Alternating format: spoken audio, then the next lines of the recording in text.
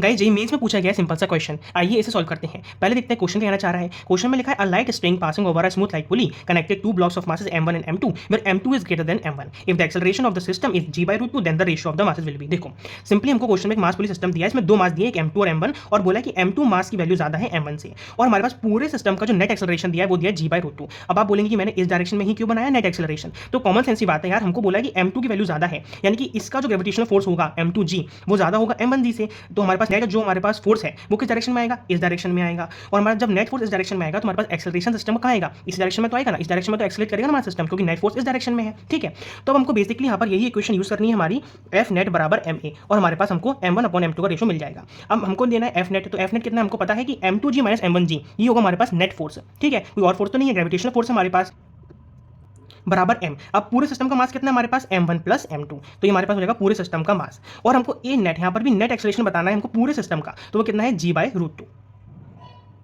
अब आप यहाँ से सॉल्व करेंगे तो आपको मिल जाएगा m1/m2 की वैल्यू, जो कि होगी आपके पास √2 - 1/√2 + 1 की।